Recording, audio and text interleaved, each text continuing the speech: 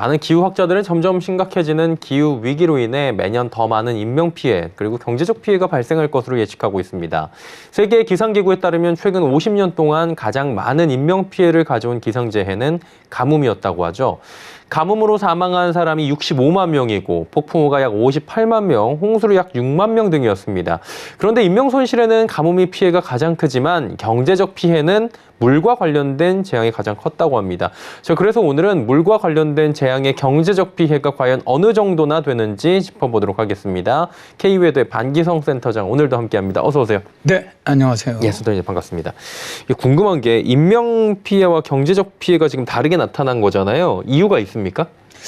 우리나라 속담에 이제 3달 가뭄은 좀 버텨도 네. 사흘 장마는 못 참는다라는 말이 있는데요. 예. 이 가뭄이 들면 당장 힘이 들어도 눈에 보이는 재산이 사라지지는 않죠.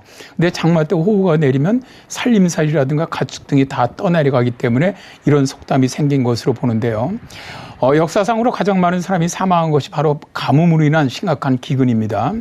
1880년에서 1900년 사이에 3번의 강력한 엘니뇨가 발생을 하면서 아프리카, 중국, 인도 등에서 발생했던 가뭄으로 인해서 약 7천만 명이 사망했던 적도 있습니다. 예. 그런데 사람은 사망하더라도 집이나 밭이나 농기구 등은 그대로 남아있기 때문에 피해가 홍수 피해보다 상대적으로 좀 적은 것 같습니다. 세계기상기구의 종합분석에 따르면 지난 50년 동안 물과 관련된 위험들이 경제적 피해에서 상위권에 올랐는데요. 홍수와 폭풍은 유럽에서 지난 50년 동안 가장 큰 경제적 손실을 가져왔는데 액수로는 무려 3,775억 달러의 손실을 가져왔습니다.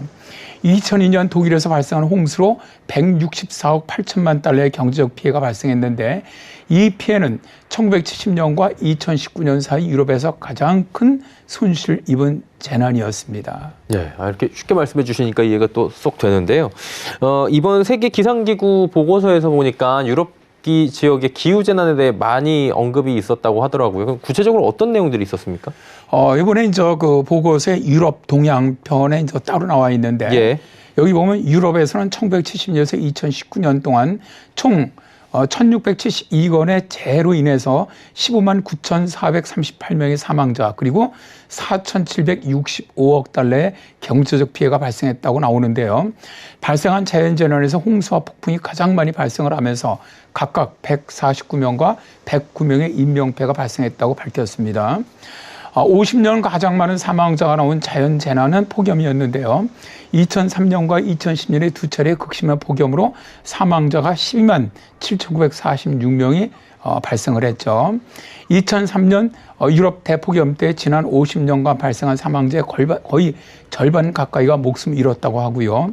유럽 인근 지역에서 유럽 폭염으로 인해 총 15개국에서 7,210명이 사망하기도 했던 재난이기도 했습니다. 그런데 보고서에서는 계속되는 비극에도 불구하고 극단적 날씨로 인한 사망자 수는 조기 경보의 개선 그리고 보다 나은 재난 관리로 인해서 일반적으로 감소하고 있다고 밝혔습니다. 그러니까 한마디로 인명 피해는 줄고 있는 것 같은데 경제적 피해는 늘어나고 있는 뭐 이런 거겠죠? 네, 그렇습니다. 유엔에 이제 기후변화 정부 간 협의체가 있거든요. 이게 IPCC인데 여기가 이제 올해 8월에 발표했던 자료를 보면은 태풍을 포함한 폭풍우 피해액이 지난해 전 세계에서 920억 달러로 2000년에서 2019년 평균을 30% 이상 웃돌았고요. 예. 같은 기간 홍수는 510억 달러로 약 50%가 더 많이 증가를 했습니다. 그러니까 기후위기로 인해서 매년 기후재앙의 경제적 피해는 급속도로 늘어나고 있다는 건데요. 자, 이제 그러다 보니까 이번 보고서를 발표하는 자리에서 패트리 타일러스 세계기상기구 사무총장은 기후변화에 따른 기후, 물 관련 위험의 빈도와 강도가 높아지고 있습니다. 유럽의 집중호우와 중국 중부 지역에서 발생한 인명피해가 발생한 것이 좋은 예입니다라고 말했는데요. 강수량 증가는 기온 상승에 직접적인 영향을 받아요. 기온이 상승하면 공기 중에 포함하는 수증기량이 늘어나기 때문에 홍수가 발생할 가능성이 매우 높아집니다. 패트리 타일러스 사무총장이 이런 기온 상승이 심각해지는 것을 보여주었던 것이 올해 북미에서 발생한 기록적인 폭염이었다고 말하면서 온실가스 배출이라는 기후변화가 폭염 발생 가능성을 최소 150배 이상 높인다는 귀인 분석을 예로 들기도 했습니다. 자, 이런 기후변화로 인한 강수량 증가는 올해 독일과 벨기에 지역에 내린 폭우로 증명이 되었는데요. 지난 7월 14일과 15일 발생했던 대홍수로 독일에서 180여 명의 사망자가 발생을 했고 벨기에도 40여 명의 사망자가 발생했으며 실종자 수도 160명 정도 되는 것으로 알려졌습니다. 그런데 이번 대홍수로 무너졌던 교량과 철도, 도로 복구비에만 약 2조 7천억 원이 소요될 것으로 예측되었고요. 독일 보험업계에서는 독일의 일부 주에서만도 홍수 피해 보험 지급액이 최대 6조 6천억 원 정도 될 것으로 밝혔습니다.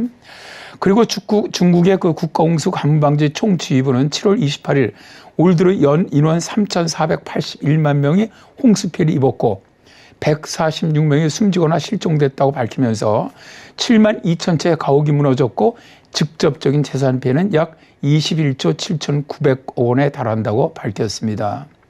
자, 이제 앞으로 슈퍼 태풍이라든가 폭풍 또 예상하기 어려운 집중호우로 인해서 경제적인 피해는 계속 급격히 늘어날 것으로 보이는데요.